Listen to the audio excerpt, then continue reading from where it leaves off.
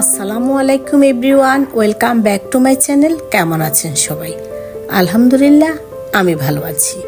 প্রতিদিনের মতো আজও নতুন আরও একটি রেসিপি নিয়ে চলে এলাম। আজকের রেসিপিটির নাম হবে কচুর মুখী দিয়ে চিংড়ি মাছ।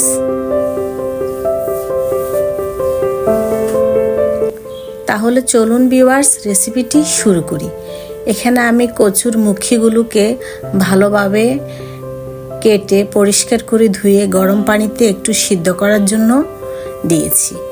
এটাকে আমি প্রায় 5 মিনিটের মতো এভাবে সিদ্ধ করে পানিটা ছেঁকে নিব। আর রান্না করার জন্য এখানে দিয়েছি আমি একটা বড় ফ্রাই প্যান, আর দিয়েছি আমি এখানে কুচানো বড় 2টি পেঁয়াজ। আপনারা চাইলে এখানে পেঁয়াজের পেস্ট দিয়েও এই রান্নাটা করতে পারবেন, সেটা করলে এটা টেস্ট আরও ভালো আসবে। আমি বরাবরই কুচানো পেঁয়াজ দিয়ে রান্না করি, তাই আমি কুচানো পেঁয়াজ দিয়ে রান্না করে নিচ্ছি। দিয়েছি আমি এখানে পরিমাণ মতো লবণ।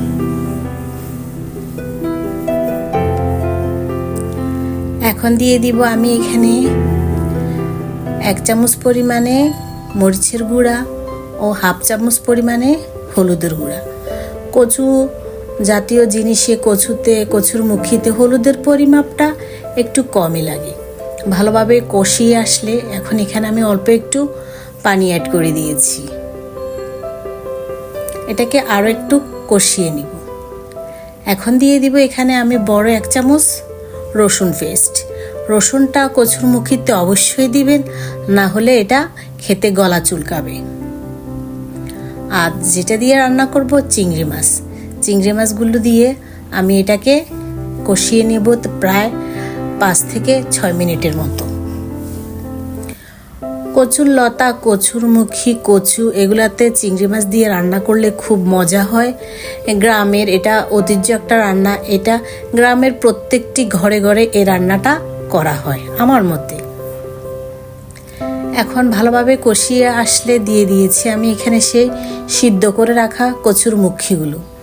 দেখে বুঝে নিয়েছেন আমি কিভাবে কেটেছি।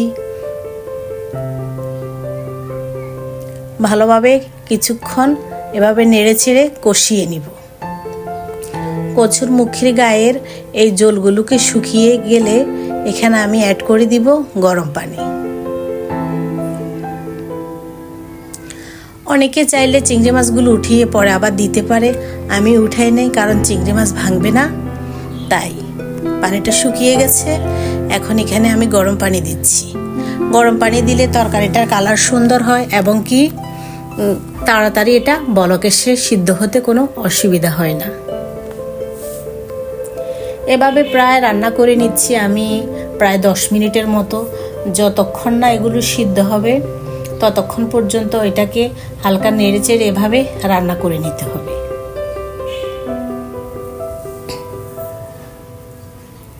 দেখুন আমার কচুর মুখীগুলো সিদ্ধ হয়ে গেছে। এখন আমি চুলার আঁচটা কমিয়ে দিয়ে দিচ্ছি কয়েক পিস কাঁচামরিচ। আপনারা চাইলে এখানে ধনিয়া পাতাটা এই মুহূর্তে অ্যাড করতে পারেন। আমি এখানে রসুনটাকে একটু তেলের মধ্যে দাগ দিয়ে দিচ্ছি। এটা সুন্দর একটি অ্যারোমা ছড়াবে, খেতে খুব ভালো লাগবে।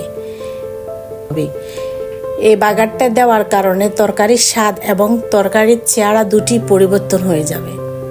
দেখে বুঝে নিয়েছেন কতখানি লোভনীয় হয়েছে। তো রান্না হয়ে গেছে আমার কচুর মুখী দিয়ে চিংড়ি মাছের ঝোল। আশা করি আজকের এই ভিডিওটি সবার ভালো লেগেছে। যদি ভালো লেগে থাকে প্লিজ আমার চ্যানেলটি সাবস্ক্রাইব করে আমার পাশে থাকবেন। আর এভাবে যদি কেউ রান্না করে খেয়ে থাকেন তাহলে অবশ্যই আমাকে কমেন্ট বক্সে লিখে জানাবেন আপনাদের রান্নাটাও কি আমার মতো হয়েছিল। আমি পরিবেশন করে নিয়েছি। দেখুন কত সুন্দর হয়েছে, মাশাআল্লাহ অনেক সুন্দর হয়েছে, অনেক টেস্ট হয়েছিল এই রেসিপিটি। আশা করি আপনারাও খেলে বুঝতে পারবেন। সবাই ভালো থাকবেন, আমার জন্য দোয়া করবেন। নিত্য নতুন রেসিপি পাওয়ার জন্য আমার চ্যানেলটি সাবস্ক্রাইব করে পাশে থাকবেন। আল্লাহ হাফেজ।